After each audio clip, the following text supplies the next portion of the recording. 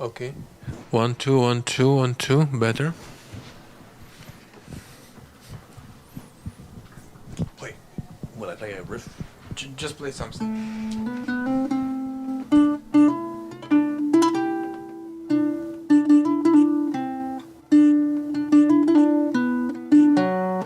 You can play in some new way, undiscovered yet.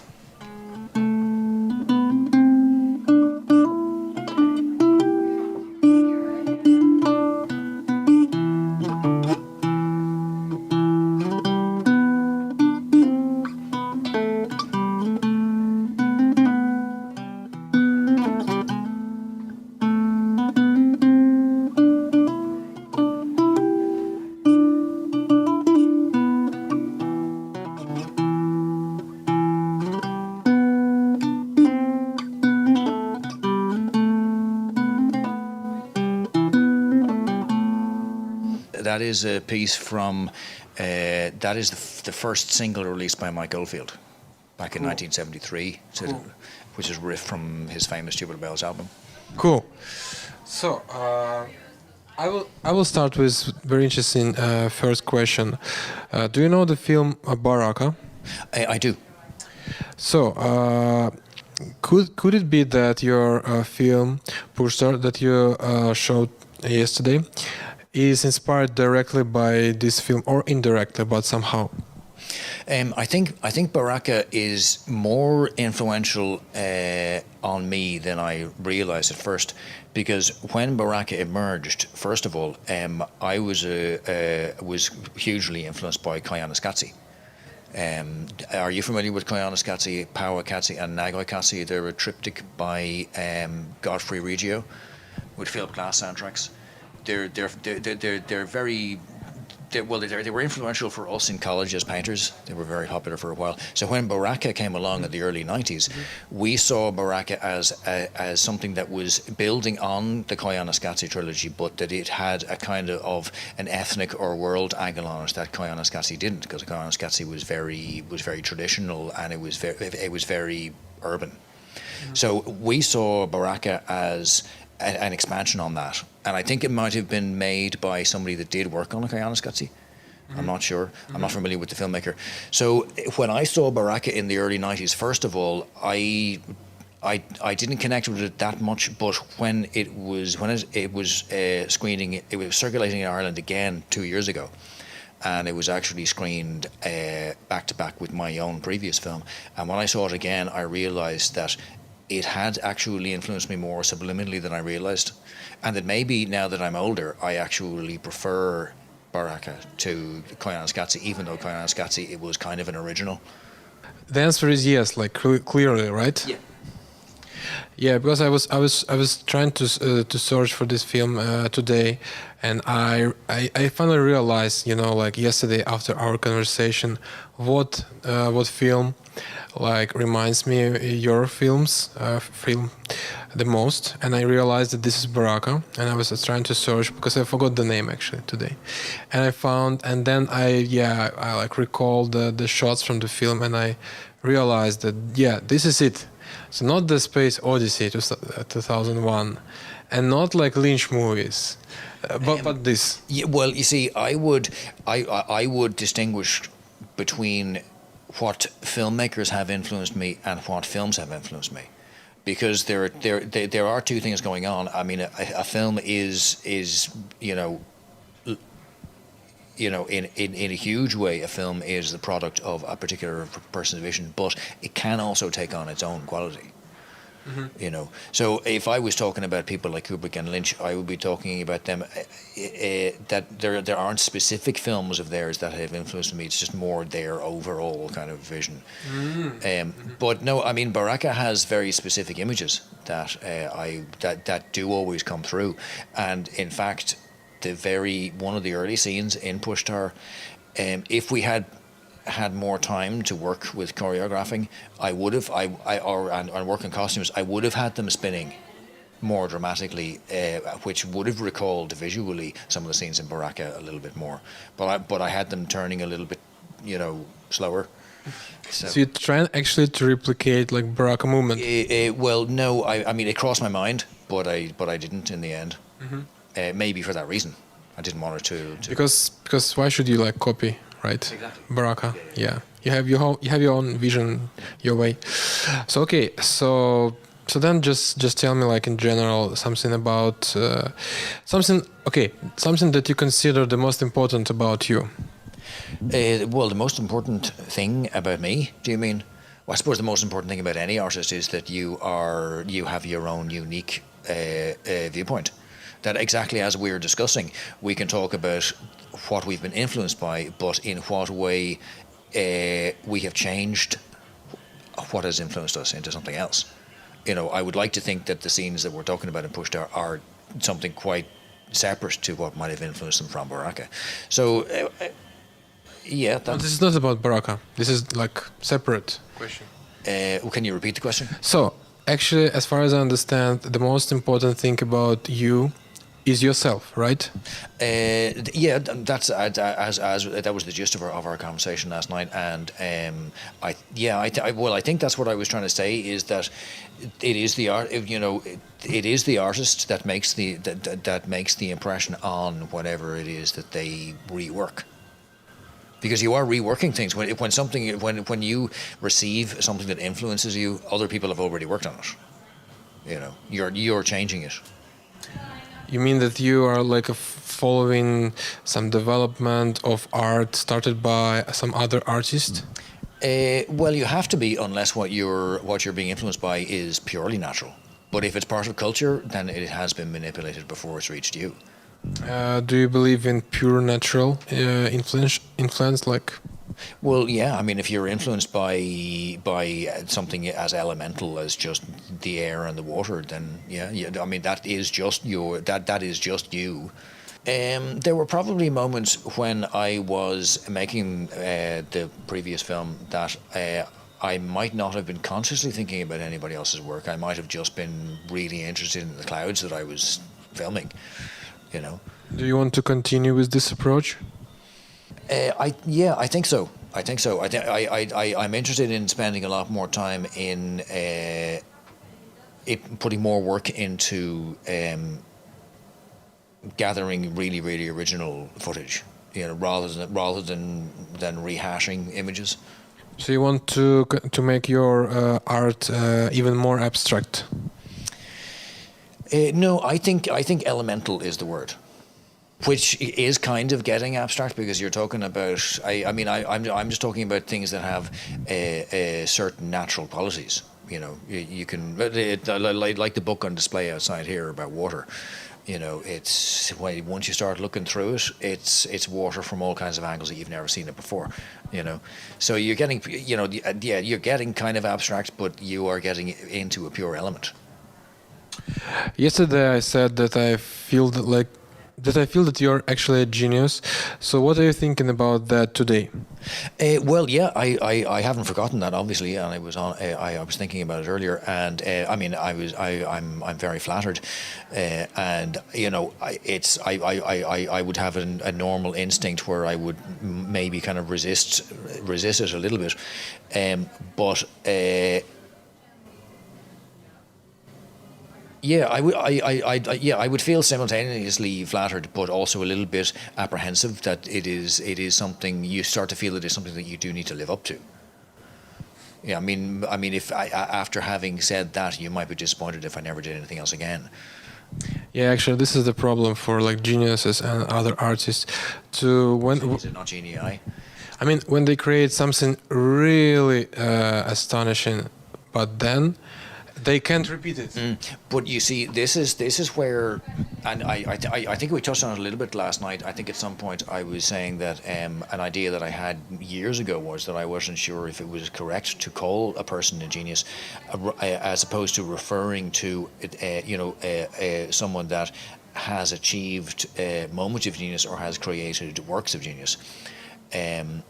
Do you feel today that you are really a genius, or at least a genius for now, right now?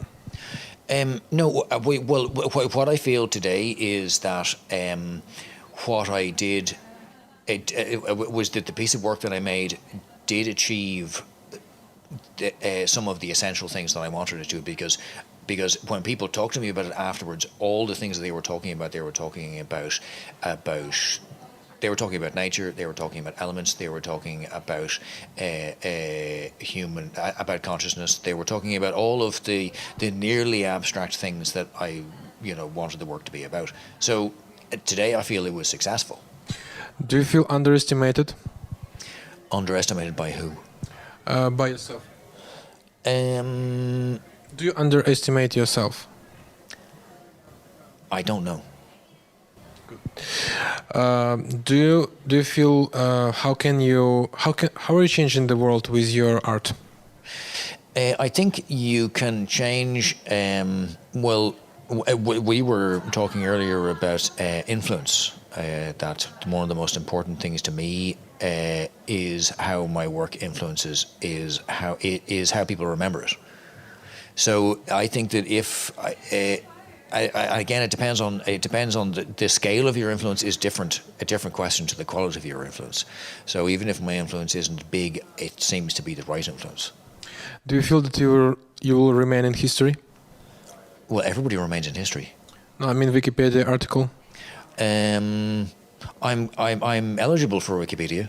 I don't think anybody has written one yet.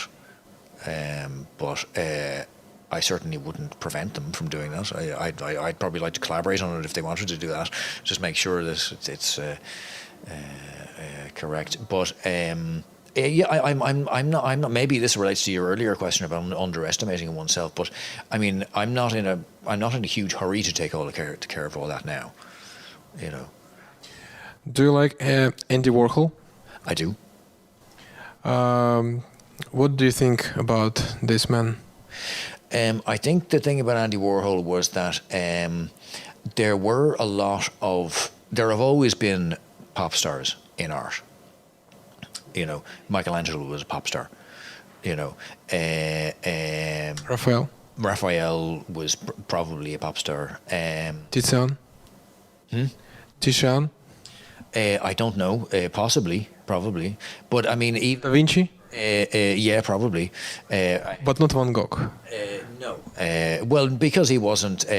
His path was different. He wasn't a prominent person in society at the time. Hemingway? Yeah. Well, I mean, you could argue that all. Well, I think my favorite examples of what I would regard as pop stars of their time would be people like Arthur Conan Doyle and Charles Dickens. They were serialized. People were reading them every week in the newspapers. But I think so. I think there have always been pop stars, but Also Mark Twain, probably. Probably. But I think what Andy Warhol did was, and there were also a lot of notorious artists in the earlier 20th century. You could say Picasso was a pop star. You could say Duchamp was a pop star. You could say Jasper Johns and Rauschenberg were pop stars. But Andy Warhol was kind of the first really kind of super conscious pop star. Where it was he nearly everything he was doing was above that line. Do you feel that right now artists like Andy Warhol exist? They do, but they're probably a lot more common than they were in his prime. What do you mean by common? So we don't know about them, right? So where are they? I don't know. Do you feel that you are such a person? I would like to think that in some circles, some artist circles, I would be regarded as an artist. Maybe not a pop star, but So do you want to reach the same level of a pop star as Andy Warhol? That's very difficult to answer because everybody begins on a career path hoping that they will be successful, but you have to update your idea all the time of exactly what is success. So I don't know. I'd have to experience it to know whether it is what I want or not. And I think a very common path is for people who want that level of success. It has problems when you actually achieve it. Do you want to create something like a factory? I've actually been involved in setting up groups that kind of have an idea like that, but not in terms of actually setting up a physical place. I mean, I have been involved in setting up groups and collectives of people, but they don't operate from a venue. So they believe that doing it only online is sufficient? Well, I mean, they all need. You see, I see a studio as quite a private thing. I mean, I love studio groups and studio complexes, and I've been in many of them. So what studio do you mean? Or well, any studio. Music studio or art studio? Oh, sorry, I see what you mean. Well, yeah, artist studio. So like community or just single artist? Well, I mean, you could have a studio co-op, or which is a number of artists all sharing their studio spaces and sharing a communal access and communal kitchen and so on and so on. Or you can simply have a group of artists that exist either that just exist, either on internet, on a website or something like that, but they all have their own studio setups. I think that's more interesting, because then you're not limited physically. Somebody can be in Australia, somebody can be in Canada, somebody can be in France, somebody can be in China. You're not, the collective is not physically limited then. So that's what I would be more interested in. Yes, but we say I believe that factory actually changed the world, because everybody was there, including non-artists, just pop stars, right? So then having just an online presence will not work. Yeah, but you see, the difference with the factory was that it was in New York in the 60s. But it was still pretty enough, actually. It was what? It was pretty enough for changing the world, because New York is one of the most influential cities. Well, that's what I mean. You could set up a collective in the west of Ireland you could set up a collective in the west of Ireland in the mid 1980s, and you would not be transforming things quite as much as you might have been setting up the factory in New York. That's what I'm saying. New York is enough, actually. Mm-hmm. So then, but again, I'm saying that the collaboration, online collaboration, even if it's big, let's say 100 artists, 1,000 artists, but again, they're only in internet, and let's say they meet once a year, twice a year, and like drink beer, but still they're not changing the world, despite of the level of their art, right? So then we need factory somewhere, at least one factory, probably. Do you agree with that? Well, I'm not sure. I mean, in what way are people not changing the world when they do things remotely, and they are when they actually get together in a place like the factory? How does the venue make the difference? So then I have a question as an answer. Do you feel the difference if I say that art has two forms, selfish and social? Yeah, well, I think I know what you mean. I mean, there are, and this relates to what I was saying earlier about the difference between a studio group and an artist's private space, because there is a period in. I mean, there are certain practices, maybe more to do with painting and writing, for example, where there is a period where you have to be selfish about the work while it is gestating, and you can't share it prematurely, but you reach a point where you have to change it, and you have to then start to be selfless about it. Then you can share it, and then it becomes social. But there is a gestating period where you have to protect it. Actually, by social, I mean a little bit different thing. I mean that social art is art that injects into society, which is supposed to be not art. Yeah, but I mean, you are wasting your time if you don't inject your work into society, or if you don't try. Okay, I mean, but aggressive injection. Let's say I consider my art as a thing that changes a regular, average person into an artist. If your art is not like that, then it's just selfish art, let's say, right? So in this term, do you understand why a factory is needed? I mean, a factory is a place when art is injected into and change somebody. Yeah. Oh, yeah. No, definitely the factory. If places like the factory are needed. I was just saying that might not be something that I would be particularly good at facilitating. Running it. I know plenty of people, and they would do a much better job of it than I would. So you like can't see yourself as a Warhol who just sits on the sofa and just observes what's going on, and sometimes talk to some people, and I don't know, like just actually observing there. You would see your role in this factory as more like just a guest, right?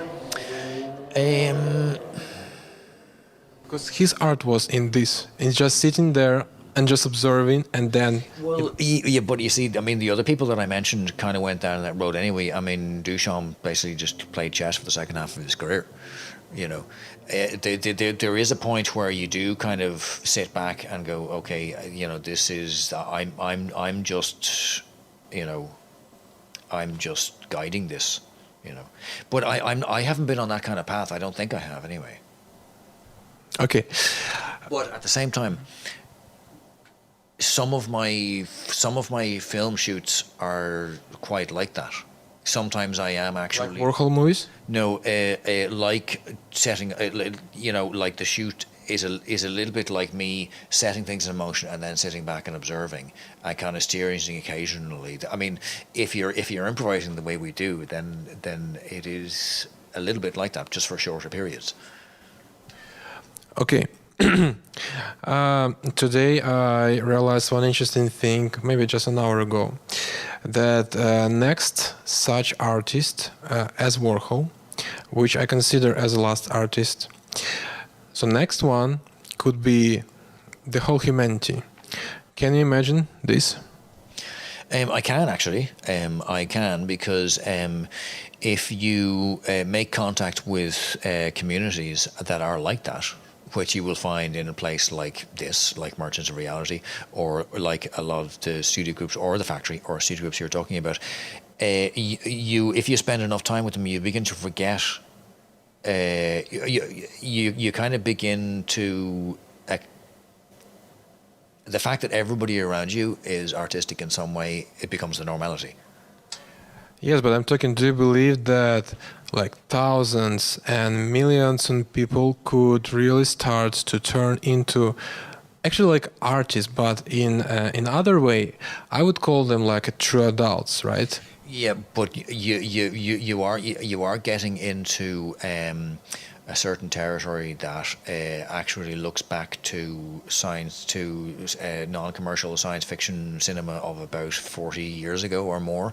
Or it is a batch of early 70s, kind of like Logan's Run and Rollerball and so on. These films about Woodstock. Woodstock. Like, can you also include Woodstock in this list? Or actually, there is also, I don't know if you're familiar with the Hitchhiker's Guide to the Galaxy. What exactly about this? Well, there is a society in the Hitchhiker's Guide to the Galaxy that decided to get rid of everybody that wasn't artistic or educated. Actually, I have a very interesting question. The whole society collapsed, obviously. Actually, I have a very interesting question to you about Hitchhiker's Guide to the Galaxy.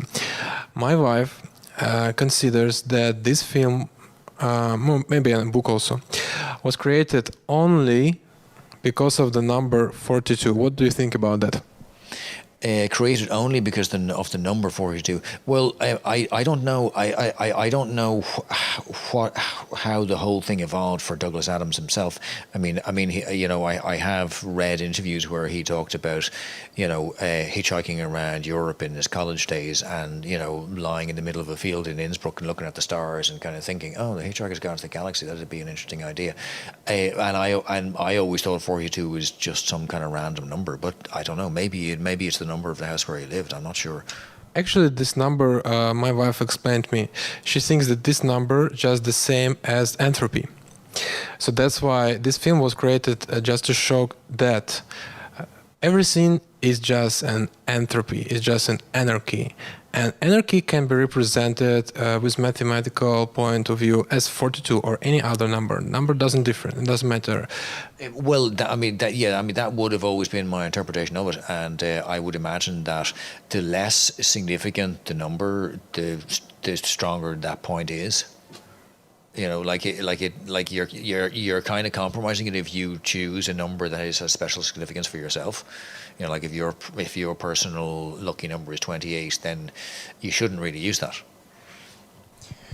Yeah, you can use whatever number. Like 13 might also represent anarchy. You shouldn't actually be deciding on it yourself at all. You should choose. And actually, there is a very interesting part towards the end of the Hitchhiker's Guide to the Galaxy where one of the characters, Arthur Dent, wants to get a piece of information out of his mind from his subconscious. So he decides to introduce some random element. So he pulls out letters randomly from a Scrabble bag to see what they will shape. I think that's the kind of thing you're talking about, isn't it? I think that's the kind of thing that our creator was also thinking about when he was creating us, right? Because he added injected randomness in us, in people, and also in the whole world, right? But we actually what we do is we try to structure this randomness, but we fail, of course, because we have all these wars and all this scarcity and all this stuff, and that's why I'm talking actually about that very good. Okay, we have two options for now, as I believe. We should go either with third World War, which will set us again in this state of creating, or we should all turn to an artist or to adults, if you want, and so that will also save us. Do you think kind of the same? Well, there's a lot. I mean, there are big gaps there for the same reasons we were talking about a couple of minutes ago. Because if everybody becomes an artist, then who does the more functional things? Also artists, but their art will be in creating, I don't know, cars or something like that. Why not? Every car will be different. Yeah. Well, there's a lot of work to undo before you reach the point where you can actually just make a fresh start and everybody just be, you know. I mean, I think you're talking about. I mean, there are friends of mine that are successfully operate completely self-sufficient communities of people that operate things on a Let's kind of system and who grow everything themselves. They don't trade anything. You know, they've successfully gone down that road of operating a society that ideally you could argue the whole world should work by. But there still is a lot of work before reaching the stage that you're talking about, where we could actually just choose. Okay, let's all just live like that. I agree that is the right way to do it, but there is a lot of work to do to undo and the kinds of things that we're talking about here at this festival. You know. Do you believe that such societies really at least attract enough traction? Because I think that people just think that they're crazy and they don't want to also follow the same. Who are crazy? Average people think. Average people think that such smaller communities who live in, let's say, somewhere in the mountains, in the villages, they build houses for themselves. They don't use money.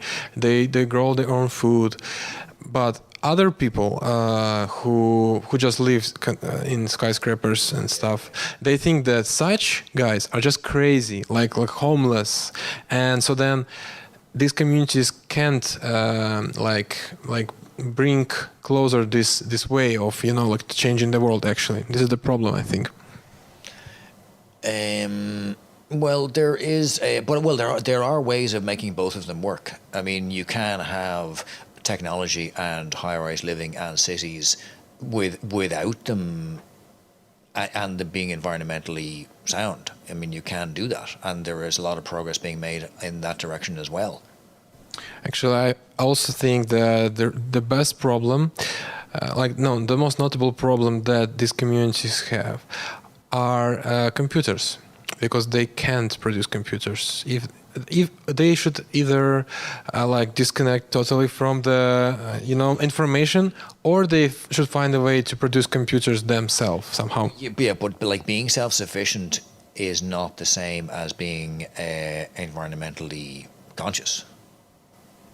I mean, it's just a matter that, having talked about self-contained communities, there are also communities that network with other communities that specialize in what they need, but that do it with principles that they agree with.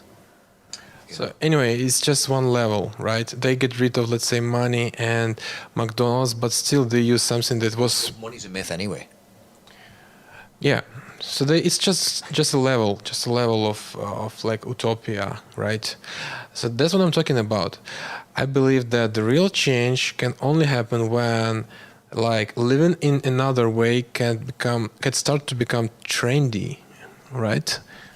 Like just like I don't know, like pop. Yeah. Before that, nothing will happen. Even if all artists, all like people like permaculture, all this stuff who live on farms, Yeah. whatever they do, the world is not changing because it's not trendy. Yeah, but I mean, being more responsible to your surroundings, there can't be much harm in that becoming a trend. So you're talking about that we should do like iteratively. Well, I mean, let's say, with a very antisocial kind of, a very destructive wave in the late 70s, early 80s in Europe and England, which spawned punk and and football hooliganism and a lot of things. That is they're harmful trends. I mean, they bring change, and there can be good. There can always be good that comes out of change. But everybody becoming environmentally more educated and responsible, there can't be much of a problem with that becoming a trend. So, by the way, do you support all this movement, like punk and anarchy? Well, I was just observing before I came here, that I obviously associate San Francisco with Dirty Harry, and the famous line, "Go ahead, make my day," punk, which is from like 1972 or 1974, which is like 4 years before the punk movement began. So, what did it mean then? But anyway, Sorry, I went totally off the point there. You see, I don't know if I can. It really does. Yeah, I don't know. I don't know how to answer that because I haven't spent enough time with. I'd actually need to go and really refresh my memory as to exactly what the fundamentals of anarchy actually is. I mean, the anarchy is pretty much the same as entropy, right? So I think that people just believe that everything should be turned into like an anarchy, and so no rules, no like government and borders and stuff like that. I mean, do you support this, at least like this energy of like destroying everything? And I don't know. Energy of destroying everything. I think this is what punk is about, right? Or anarchy. Well, yeah. I mean, there's also one thing that I relate to very much in painting is the distinction between a creative act and a destructive act that are both equally powerful as acts of expression. And they probably collapse. But they happen in a controlled environment, not in society. That's the difference. Okay. So anyway, how you like see the future of humanity, of society? The future of society. I think the future of society is in. I think education is the biggest factor. I think that education has been the biggest problem up until now. So internet and all this online education will really save the world? Well, you see, no, it's not. It's not the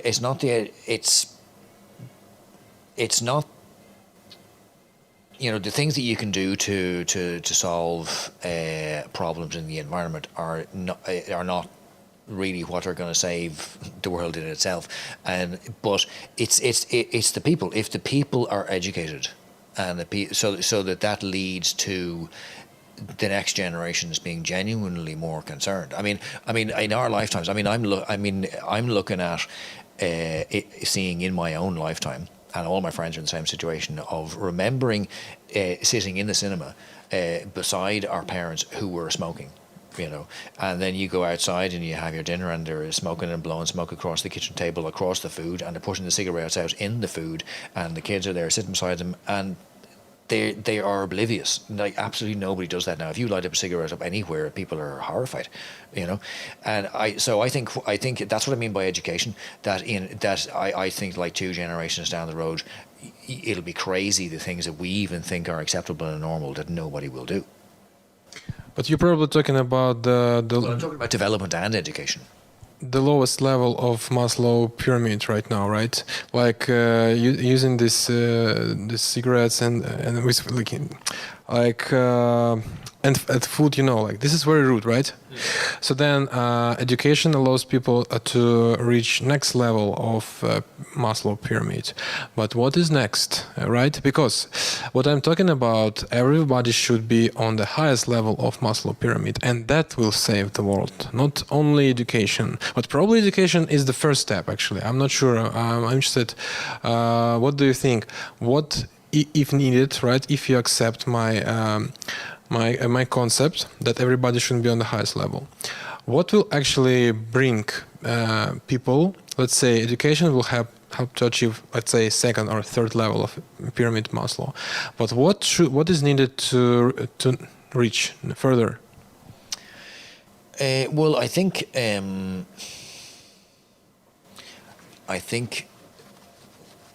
that being as mobile as possible will be a matter of survival, which really does mean being completely non-materialistic. So you said survival. So you think that things are that bad? I think the more I think the more material possessions you have, the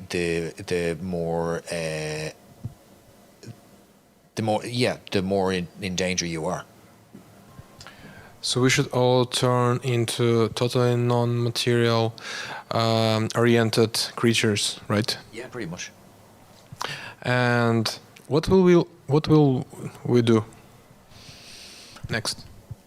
Next, how do you mean? After reaching that? Well, I don't know, because I don't know what that mindset's going to be like. How about Star Trek? No, I think the future that I visualize in terms of reaching a mindset that we don't relate to is actually kind of what the end of my own film is about. So you don't believe in the fact that, not fact, but I have a theory that the most proper future is to start building spaceships and go explore other planets. Do you also believe in that? Well, yeah. I mean, I was talking to somebody else last night about how simple space travel actually is. That a lot of people really don't realize that it's actually more difficult to get to the bottom of the ocean than it is to get to the moon. You know, because once you leave the Earth's gravity, it's so easy to travel. You know, you don't need power, you don't need anything. So you think we're being brainwashed about the thing that we can't reach Mars even right now? Well, yeah, I mean, it's also, surprisingly enough, I mean, for somebody that is interested in science fiction and is interested in cosmology and is interested in the Earth, I'm not really interested in the Mars missions. I'm not really excited about the possibility of people walking on Mars, because it's kind of just, I mean, we're already walking around on this one, you know. And doing shit. I think I think it is. I think it's totally unnatural To explore other planets? Yeah. Maybe to explore other galaxies? But it's pretty much the same, right? Well, yeah, no, but you see, the thing is, when you talk about traveling any further than within our own solar system, you're talking about traveling faster than light, which, by our understanding, at the moment, is not possible. So, if you're talking about humanity reaching a point where they have that technology, then you're in the same place again, where it's just a mindset that we can't relate to now. Actually, so I don't think we can speculate about that. Actually, I feel like you have a very interesting point that every solar system has only probably one planet with such creatures as humans, and these humans should not go further than the border of this exact solar system. Well, it's not even a matter of should, but I mean. There's nothing in our own history that suggests to us that we can. how about the signs of aliens? You know, like all these pyramids and stuff. Well, you see, there's two conflicting feelings that I have about that. One is the very simple facts that any cosmologist or scientist or most people would observe, which is that with this sheer size of the universe, that even if the level of intelligent life is very low, there is still an abundance of it. But I'm also, and this is another thing that might surprise people that I talk to about these things more often. I'm not adverse to the idea that there is no other life in the universe. So again, do you believe in aliens? That's what I'm saying. I'm totally split. You're not sure? It's totally possible. It's possible that it's very, very likely that there is an abundance of intelligent life in the universe, but it's also possible that there isn't. How could it be? Like, the universe is so big. Why should we be the only type of like intelligent, creatures? Well, I don't know. I mean, I actually kind of have to stop thinking about it at that point, because you're into this whole question of this whole thing of probability and how likely something is, and the simple fact is that how likely something is doesn't make any difference to the fact that it is possible that it doesn't happen. I mean, also my friend told me that he thinks that there is a probability that humans are just one of the... Actually, okay. When I was traveling to Grand Canyon with my wife, and we were observing the Grand Canyon layers, and suddenly we realized that probably we see the layers of other civilizations. So this civilization, then this, and we will also form just a layer on Grand Canyon. Yeah. All we, and then the next civilization will go like over our heads, and just observe Grand Canyon and see, this level is just 1 million years ago. It's pretty recent, Well, you see, quite often you hear people say, if there were aliens, or if there was life on such and such a moon or a planet, and why isn't there any evidence of it? And I find that quite difficult, because all you have to do is watch aerial footage of the tsunami hitting a coastline, and it's very clear that even at our level of accelerated climate, there are natural events that completely wash away evidence of anything. I mean, 600-mile-an-hour winds and like 40-foot high tsunamis, there wouldn't even be much left of your average capital city. But not all cities are on the coastline, right? No, they're not. But if you're talking about certain things that continue to increase, we're only seeing winds of 100 miles an hour. I don't think we've even seen really in our own common experience winds of 200 miles an hour. But the Martian. So we could have something like a great flood from the Bible, right? Yeah, well, but you see, the thing is that we simply have not actually experienced the reality of climate conditions that have existed on the Earth before and have existed elsewhere. The Earth could wash us away very easily. So we should wash us. In a very roundabout way, that's what I'm saying, is that it is completely possible that there will be no evidence of us at all. In one day? Not in one day, maybe in a couple of weeks. Yeah, so all we have is just I don't know, very like an air. All the cities, all our technologies. I mean, we have left debris. We've left a lot of rubbish on Mars and on the moon. Unfortunately, which are really remain in history. Yeah, there's a lot of chewing gum and crisp packets in the Sea of Tranquility. Okay. Do you feel happy? I feel happy as long as I absorb things that I like. art that I like and food that I like. So just absorb or produce also. Um, yeah, I haven't thought about it that way. So you think that the majority of what you do is just absorbing like food or something like that? No, I think I think I'm always I think it's both ways. I think I'm always taking things in, but I'm always producing things as well. In the exact same amount and quality? Not necessarily, no, no. So but wait, we all should like transform energy from one form into another somehow, right? We could not like have more energy or less energy than we have, right? We cannot collect like energy, like condensate energy, right?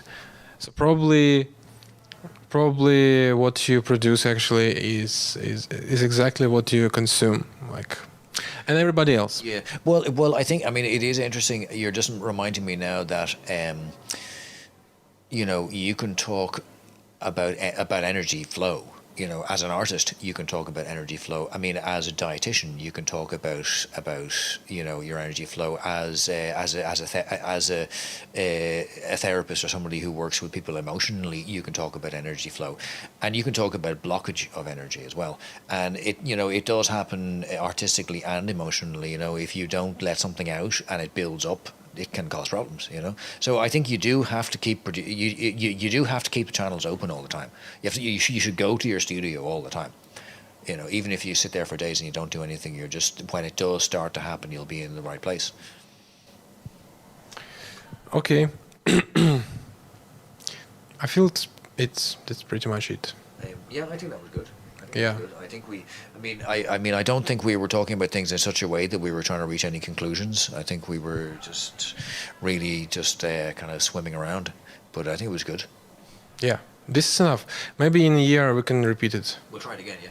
Yeah. I'll come back for the festival next year. Yeah. Or I can go to Ireland. Why not? Yeah. I've never been there, so I want to go. We can make some joint applications. Yeah, sure, cool.